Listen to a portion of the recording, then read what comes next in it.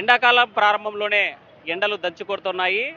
దేశంలోనే అత్యధికంగా 38 డిగ్రీలు నమోదవుతున్నట్లు వాతావరణ శాఖ తేల్చినటువంటి పరిస్థితి ఉంది. ప్రస్తుతం మనం కర్నూలు నగరంలోని కలెక్టరేట్ కార్యాలయం ఉంటున్నాం. మిట్ట మధ్యాహ్నం చూస్తూ ఉంటే ఎక్కడ కూడా జనం బయటికి రోడ్డు మీదకి రానటువంటి పరిస్థితి అయితే కనిపిస్తుంది. మార్చి ప్రారంభంలోనే ఇలాంటి సిచ్యువేషన్ ఉంటే ఏప్రిల్ మేలో మరింతగా పెరిగేటువంటి అవకాశాలు ఉన్నాయి. ఎండ యొక్క వేడి ఉష్ణోగ్రతలు నమోదవుతున్న నేపథ్యంలో అధికార యంత్రాంగం అప్రమత్తంగా ఉండాలని హెచ్చరించినటువంటి పరిస్థితి ఉంది. ఎందుకంటే మనం చూస్తున్నాము ప్రారంభ దశలోనే 30 డిగ్రీల ఉష్ణోగ్రత నమోదవుతుందంటే పెద్ద సంఖ్యలో కూడా ఇబ్బంది పడేటువంటి సిచ్యువేషన్ అయితే కనిపిస్తుంది. అయితే మనతో మాట్లాడిన కొంతమంది స్థానికులు సార్ చెప్పండి, దేశంలోనే అత్యధికంగా ఉష్ణోగ్రతలు నమోదవుతున్నాయి, 38% నమోదవుతున్నాయని చెప్తున్నారు. ఎలా చూడాలి మార్చిలోనే? ప్రారంభంలోనే ఎండలు పెరగడం వలన ప్రజలు, కార్మికులు చాలా ఇబ్బందికరమైన పరిస్థితులను ఎదుర్కొంటున్నారు. ఎందుకంటే ఇప్పటికే దేశంలో ఆర్థిక పరిస్థితి చాలా దిగజారిపోయింది. సరైన తిండి లేదు, సరైన వసతులు లేక చాలా ఇబ్బందికరమైన పరిస్థితి ఉంది. ఈ టైంలోనే మళ్ళీ ఎండలు ఈ రకంగా పెట్టడం వలన అతి త్వరగా కార్మికులు నీరసించి ఇబ్బంది పడే పరిస్థితి కూడా ఉంది. ఇప్పటికే చాలామంది వడదెబ్బకు కూడా చనిపోతున్న పరిస్థితి కూడా ఉంది. కాబట్టి కర్నూలు నగరంలో గతంలో ఏదైతే సిగ్నల్స్ దగ్గర ఈ వేడి తగలకుండా చలవ పందిళ్ళు వేసేవాళ్ళు, ఇప్పటికి ఇంకా స్టార్ట్ చేయలేదు. ఇంకా వాళ్ళు ఎండ వాళ్ళకి తగులుతుందో లేదో మాకు తెలియదు. కానీ ఈ ఎండ చలవ పందిళ్ళు వేయకపోతే మాత్రం రాబోయే కాలంలో వడదెబ్బ ఎక్కువ మంది కొట్టడానికి అవకాశం ఉంది. మనం చూస్తున్నాము ట్రాఫిక్ కాస్త పెరిగినప్పటికీ మధ్యాహ్నం కావడం, ఇంటర్మీడియట్ ఎగ్జామ్స్ జరుగుతున్నటువంటి నేపథ్యంలో ఇప్పుడే కాసేపటి క్రితమే పరీక్షా హాల్ నుంచి విద్యార్థులంతా బయటకు వస్తున్న నేపథ్యంలో ట్రాఫిక్ కాస్త పెరిగినట్లు మనకు కనిపిస్తుంది.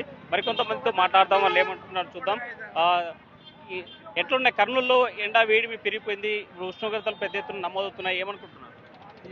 ఎక్కువ ఇక్కడ కర్నూలు సెంటర్ పాయింట్లో ఇక్కడ చూస్తే చలివేంద్రాలు లేవు. ఎండ తీవ్రత ఎక్కువగా ఉంది కర్నూలులో. దీనివల్ల ఇక్కడ చలివేంద్రాలు ఏర్పాటు చేసి ఇక్కడ నెట్ ఏర్పాటు చేస్తే జనాలకు ఇబ్బంది లేకుండా ఉంటుందని కోరుకుంటున్నాం. మనం చూస్తున్నాము మనకు ఉన్నటువంటి ఈ సర్కిల్ ప్రధానంగా అటువైపు ఉన్నటువంటి అటు సైడు ప్రభుత్వ జనరల్ హాస్పిటల్ ఉంది, ఇటు సైడ్ వచ్చేసి పబ్లిక్ సంబంధించినటువంటి కలెక్టరేట్ ఉన్నటువంటి పరిస్థితి ఉంది. అయితే ఈ ప్రాంతానికి రావడానికి ఇటు అనంతపురం గుత్తి నుంచి పెద్ద ఎత్తున కూడా ఈ నంద్యాల వైపు నుంచి పోయేటువంటి మార్గాలు, పల్లెల నుంచి కూడా పెద్ద ఎత్తున వస్తూ ఉంటారు. ఇక్కడ మనకు కనిపిస్తున్నటువంటి పల్లె ప్రజలంతా కూడా తమ పనులు చూసుకునేందుకు పట్టణానికి వచ్చారు. అయితే తిరిగి వెళ్ళేటువంటి క్రమంలో ప్రతి ఒక్కరు కూడా ఈ ప్రాంతానికి అంటే ఇటు ఆత్మకూరు సైడు, నందికొట్కూరు, అదేవిధంగా నంద్యాల, ఆలగడ్డ సైడు, మరి అనంతపురం వైపు వెళ్ళేటువంటి వారంతా కూడా ఎక్కువ ఇక్కడ నిలబడి ఉండేటువంటి పరిస్థితి అయితే కనిపిస్తుంది. ఎండ వేడిమి పెద్ద ఎత్తున పరిగిపోవడం, చలవ పందిర్లు లేకపోవడం అనేది చాలా ఇబ్బందికరమైనటువంటి సిచ్యువేషన్ కనిపిస్తుంది. ప్రతి ఏటా కూడా తప్పనిసరిగా ఎండలు ముదిరాయంటే మాత్రం మున్సిపల్ శాఖ ఏర్పాటు చేస్తుంది. అయితే ప్రారంభంలో దశలోనే ఎండలు పెద్ద ఎత్తున పెరుగుతుండడంతో ఇలాంటి సిచ్యువేషన్ కనిపిస్తుంది. సో మొత్తంగా చూసుకుంటే కర్నూలు నగరంలో నమోదవుతున్నటువంటి ఉష్ణోగ్రతలు 38 డిగ్రీలు నమోదవుతున్నాయి. దయచేసి ప్రజలు తమ పనులు ఏదైనా ఉంటే 10 గంటల లోపు ముగించుకొని ఇంటికి వెళ్లాల్సినటువంటి అవసరం ఉంది.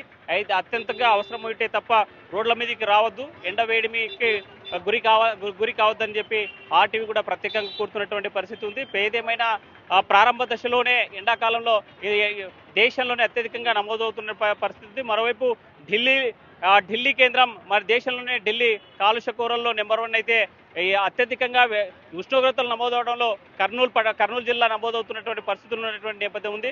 సో ఎండవేడిమి పెరిగే కొద్దీ ప్రజలు బయటికి రాకుండా ఉండేందుకు జాగ్రత్తలు తీసుకోండి. అదేవిధంగా ముఖ్యమైనటువంటి ప్రాంతాల్లో ఎక్కడైతే ప్రజలు రోడ్డు మీద నిలబడాల్సినటువంటి సిచ్యువేషన్ ఉందో అలాంటి ప్రాంతాల్లో చలువ పందిర్లు ఏర్పాటు చేయాలనేటువంటి డిమాండ్ మాత్రం పబ్లిక్ నుంచే వ్యక్తమవుతున్నటువంటి పరిస్థితి. విడుదల చంద్రశేఖర్తో Hussain, RTV, Kurnool. Local to global news at your finger tips. మీ చేతిలో ఒక ఆయుధం. Download raw TV app. Media legend Ravi Prakash is back.